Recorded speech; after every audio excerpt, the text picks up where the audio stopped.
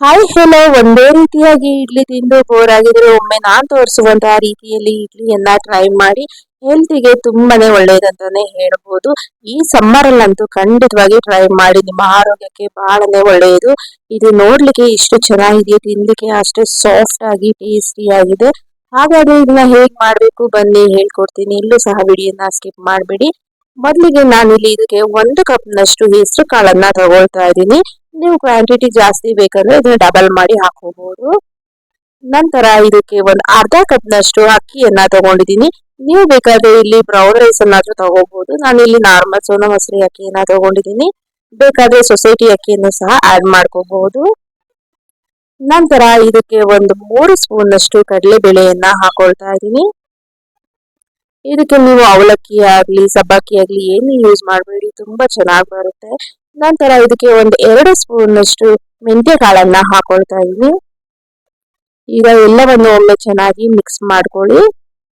ಈಗ ಇದನ್ನ ಒಂದು 2 ರಿಂದ 3 ಸಾರಿ ನೀರಿನಲ್ಲಿ ಚೆನ್ನಾಗಿ ವಾಶ್ ಮಾಡ್ಕೋಬೇಕಾಗುತ್ತೆ.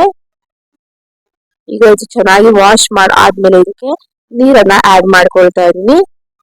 ಈ ರೀತಿಯಾಗಿ ಒಂದು 3 ರಿಂದ 4 ಕಪ್ನಷ್ಟು ನೀರನ್ನ ಹಾಕಿ ಇದನ್ನ ಒಂದು 5 ರಿಂದ 6 ಅವರ್ ನೆನೆ ಹಾಕ್ಬೇಕಾಗುತ್ತೆ. ಇಲ್ಲ ನೀವು ಓವರ್ ನೈಟ್ ಆದ್ರೂ ನೆನೆ ಹಾಕೊಳ್ಳಿ. ನಾನಿಲ್ಲಿ ಓವರ್ ನೈಟ್ ನೆನೆ ಹಾಕಿದೆ. ಇದನ್ನ ನೀವು ಇನ್ಸ್ಟೆಂಟ್ ಆಗಿ ಮಾಡ್ಕೋಬಹುದು.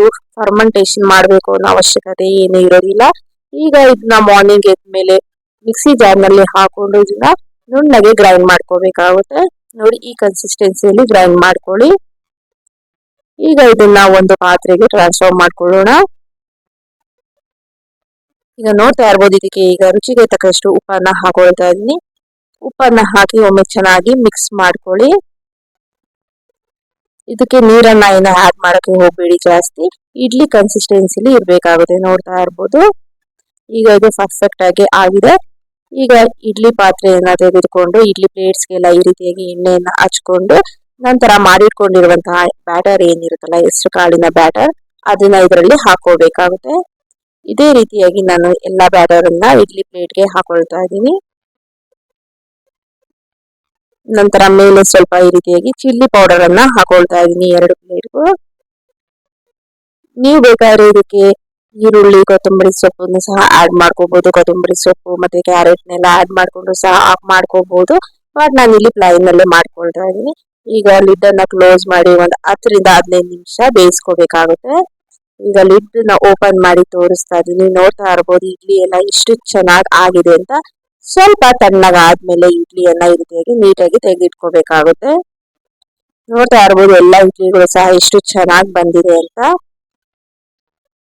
ತುಂಬಾ ಅಂದ್ರೆ ತುಂಬಾ ಚೆನ್ನಾಗಿ ಬಂದಿತ್ತು. ನಾನು ಮೊದಲೇ ಹೇಳಿದಾಗ ನೀವು ಈ ರೀತಿ ಪ್ಲೈನ್ ಇಷ್ಟ ಆಗಲ್ಲ ಅಂದ್ರೆ ಇದಕ್ಕೆ ಈರುಳ್ಳಿ ಕ್ಯಾರೆಟ್ ಕೊತ್ತಂಬರಿ ಸೊಪ್ಪನ್ನ ಆಡ್ ಮಾಡ್ಕೊಂಡು ಸಹ ಮಾಡ್ಕೋಬಹುದು. ಇದ್ರ ಜೊತೆಗೆ ನಾನು ಚಟ್ನಿಯನ್ನ ಮಾಡಿದೆ, ಕಡಲೆ ಬೀಜದ ಚಟ್ನಿಯನ್ನ. ತುಂಬಾ ಅಂದ್ರೆ ತುಂಬಾನೇ ರುಚಿಯಾಗಿ ಬಂದಿತ್ತು. ಮತ್ತೆ ಇಡ್ಲಿಯನ್ನ ತೋರಿಸ್ತಾ ಇದೀನಿ, ನೋಡ್ತಾ ಇರ್ಬೋದು ಎಷ್ಟು ಸಾಫ್ಟ್ ಆಗಿ ಬಂದಿದೆ ಅಂತ. ಈಗ ಒಂದನ್ನ ಓಪನ್ ಮಾಡಿ ತೋರಿಸ್ತೀನಿ. ನೋಡಿ ಎಷ್ಟು ಸಾಫ್ಟ್ ಆಗಿ ಬಂದಿದೆ ಅಂತ.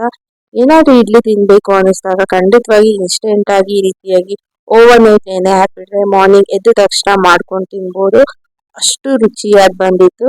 ಮಕ್ಳಿಗೂ ಸಹ ಇಷ್ಟಪಟ್ಟು ತಿಂತಾರೆ. ಈ ವಿಡಿಯೋ ಇಷ್ಟ ಆಗಿದೆ ಅಂತ ಅನ್ಕೊಳ್ತೀನಿ. ಇಷ್ಟ ಆಗಿದ್ರೆ ನೀವು ಸಹ ಈ ಇಡ್ಲಿ ರೆಸಿಪಿಯನ್ನ ಟ್ರೈ ಮಾಡಿ ಹೇಗ್ ಬಂತು ಅಂತ ನನಗೆ ಕಮೆಂಟ್ ಮೂಲಕ ತಿಳಿಸಿ. ಹೀಗೆ ಸಪೋರ್ಟ್ ಮಾಡಿ. ಬಾಯ್.